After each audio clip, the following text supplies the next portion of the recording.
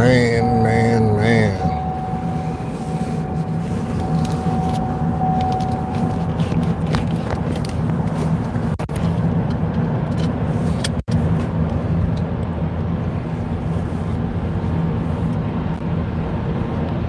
Man, what's good with everybody?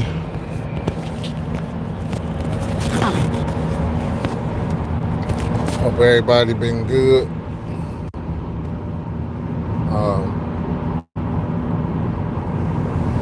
Thought I'll hop on the live and let y'all know what's on my mind. Give you my 2 cents about I don't know if y'all been keeping up with I don't know, have y'all been keeping up with Umar Johnson's bid for a school? Um, I think since what 2000 and I don't know, over 10 years he been collecting money trying to get a school right.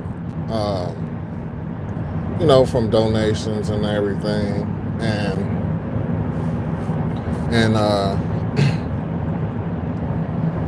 I think I don't know, maybe about 3 weeks ago, he was inside of this school. He mentioned that he had purchased with the donation money, and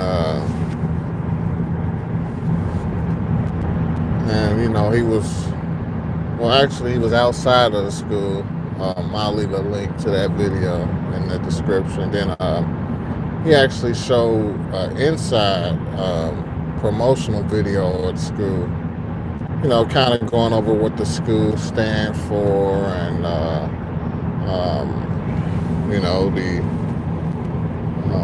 what he hoped the school projects in the community and what it means to the black community. And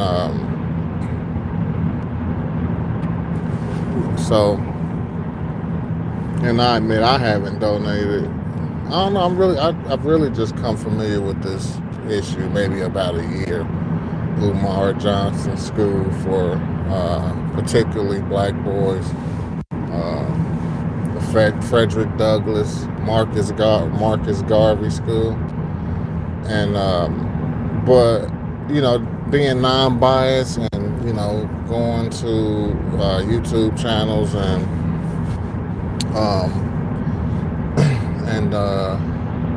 watching people talk about the process, and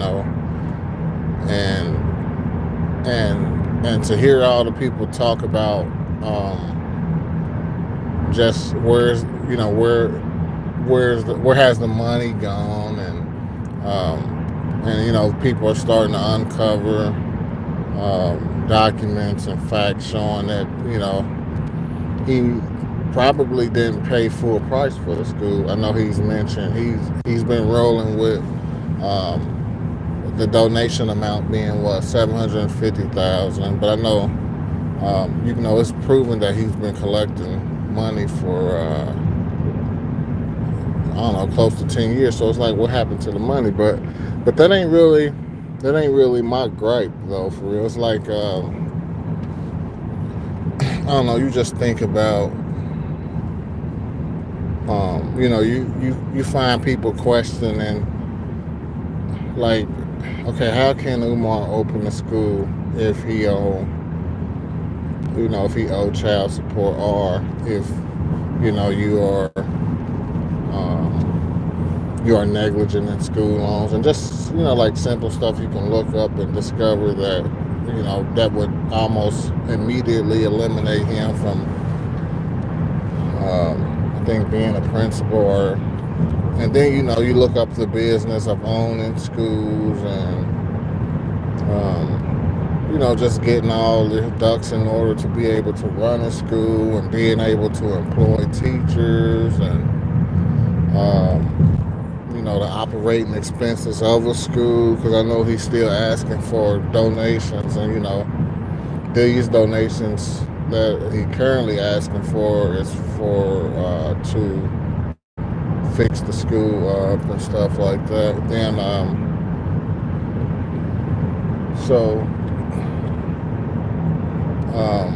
But my issue is like when you just, like it's not just him, but imagine if your mom or somebody within your household that was close to you was donating to this cause, and you ask them, so like where is the tangible, or where do you have tangible? Because a lot of people say, well, a lot of his people, a lot of people that follow him or even him will say, well, y'all spend money on hair and liquor and shoes, and it's like, that may be true. Black people may spend unnecessary amounts of money on stuff like that, but there's at least a tangible item that a lot of times you say, I want to see where my money went. So being able to donate to a school, you're still wondering, like, okay, now we finally have a school, or I don't even know if he got a school now. But the biggest issue is like, why are you not able to question anything about this school or anything about the donations, or without him like flipping the script? And I'm guessing he was supposed to operate in this school as a manager, or not a manager, a principal or some kind of senior advisor. But I don't know. If I just did a quick Google search of every principal and 50 principals in the state, and I said, show me your worst principal, show me your worst executive advisor that's in this school, and then you try to find I don't know, some dirt on them. Let's say you find dirt on them. I think Umar's issue is like, you look for his dirt, or you get on YouTube and look him up, and it's like, damn, I cuss a lot, but I've never referred to women or just people in general that just question his moves, not even just not denouncing his moves, just wondering, like, how do you build, like, if I had $1 trillion right now and I wanted to buy this land right here, and I was willing to pay someone to expedite the building process, we build a brand new school, or I buy a building that's a building that's on that land, it's like I couldn't open that school in 6 months if I wanted to. But I don't know, he real good with the semantics, and words matter. It's like, I will have a school in 2018. He said he had one in 2017.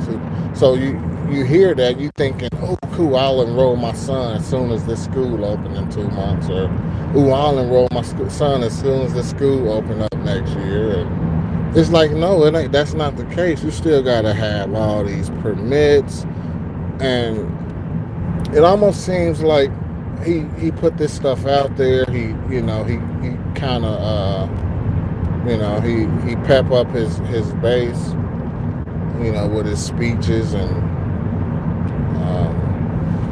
these hyper salutations, and then they just roll with that, like, oh, yeah, told you we got. It's like, no, I mean, like, I guess it appears that he, and I haven't either, but it appears that he really don't know what he's doing. So he make these claims, and it's like the chances that they can be met is so low, and I've seen people try to ask him in chats, and you can tell they may have some business savvy about him, because they ask him straight business questions concerning his school and operation and opening dates and documents needed, and he blow them out, cuss them out, call them coons, and he's like, no, I'm only preaching to my people. And I don't know, that's the worst. And that's the worst kind of leader to be is someone that can only talk to people that doesn't disagree with him. And it's just, I mean, I done heard cases of whole families being torn apart, brothers and sisters, not able to communicate with each other because they disagree about Umar Johnson's school plans, and if it's true that he's scamming people out of money and stuff like that.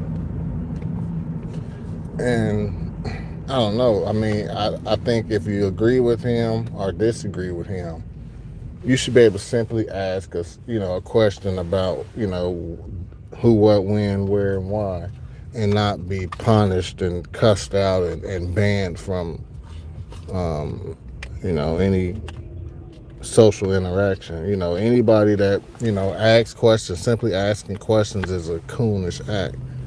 And, but I don't know. This can be. I really think I'm gonna probably sit down and kind of go over this and try to understand it more.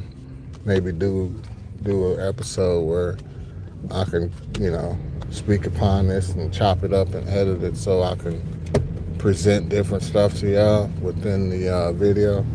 But I think we should be able to talk.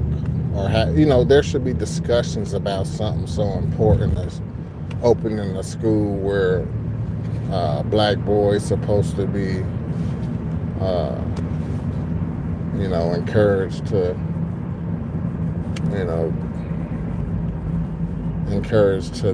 be great, and just even just the curriculum. What is the curriculum, and then it's not that he has to share all that with, like people that doesn't agree with him or people that don't know, but it's like the people that donate to him, it's like they don't know, and it's like they know not to ask about it. Damn, I mean, donation's supposed to be like,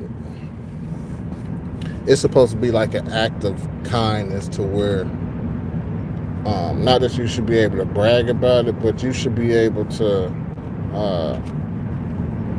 claim your donation in a sense that I could not claim it for tax purposes, but just claim it like, guess what I did today? I found $200 in an old pair of jeans, and I took it down to,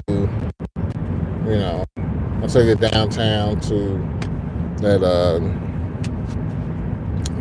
where them kids are without parents, and I donated it to them. And not only I just donate, I stuck around and I, signed up to be a mentor or, something like that. But like, just simply saying I donated all this money to Umar, and I know better than asking him about any other progress unless he's mentioning it.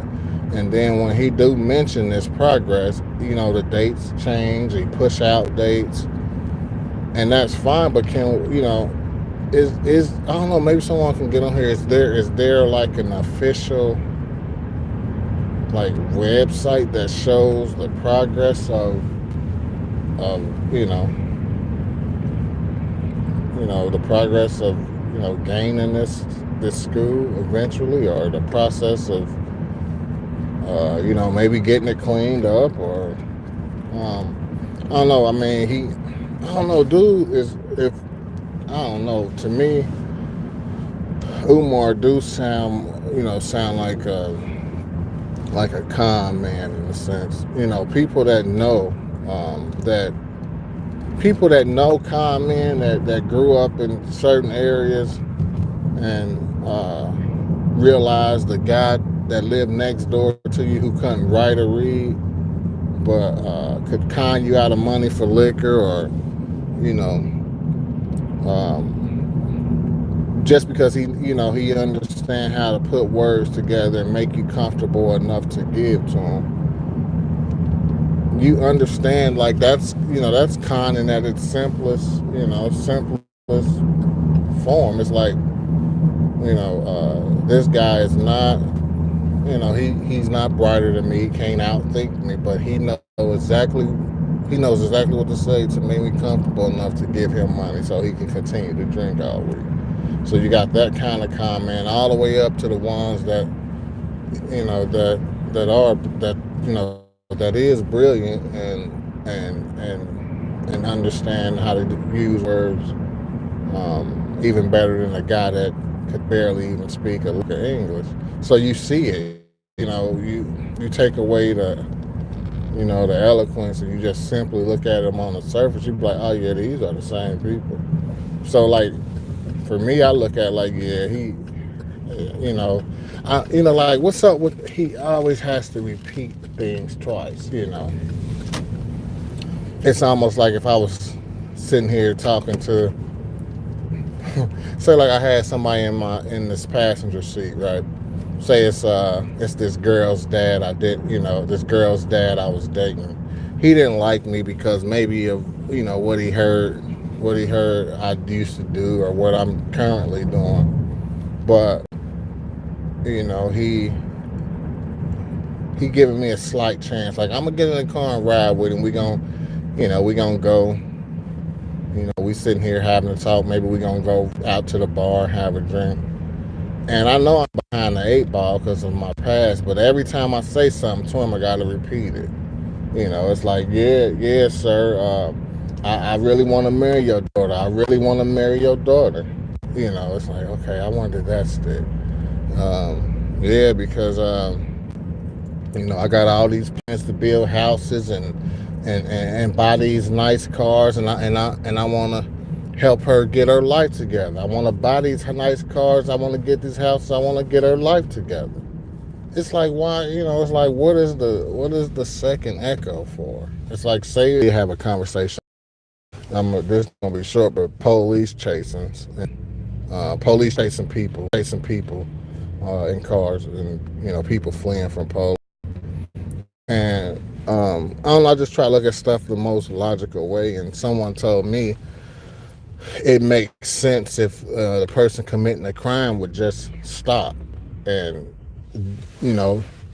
by default that won't put any other lives in danger. And I said, how does that make sense? You already got a person that has committed a crime, and usually the crime that they committed is way worse than a crime of just fleeing from the police. I don't know. I mean, what is the max you can get from fleeing from the police?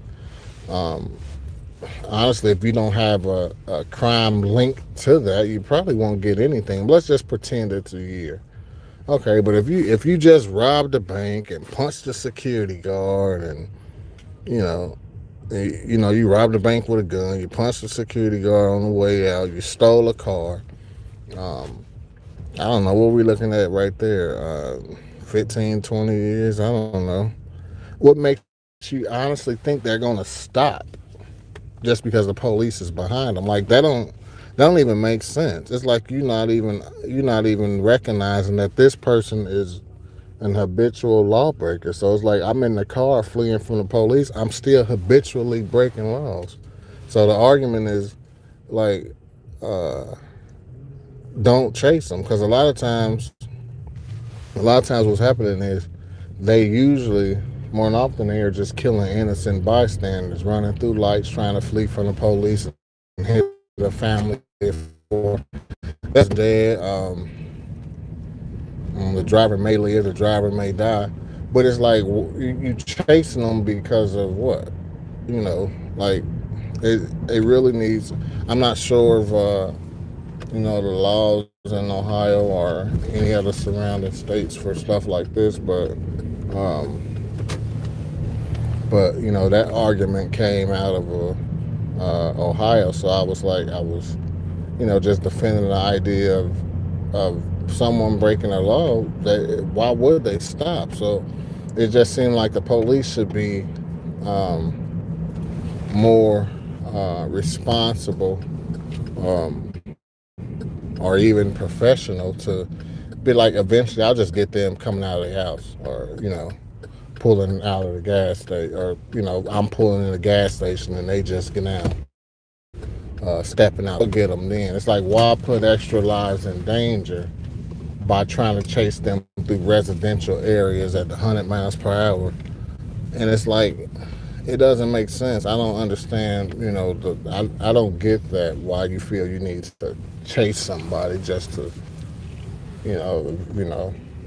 when it's all said and done, kill a whole family in a car that's totally innocent. So I don't know. Y'all tell me what y'all think of that idea. Is chasing people in cars? No, I got a better question for you. Do you think someone that has broken the law and fleeing from the police should suddenly stop breaking the law and pull over? Because fleeing is a crime too. So it's like, nah, they're more than likely they're probably gonna keep going. So I don't know. And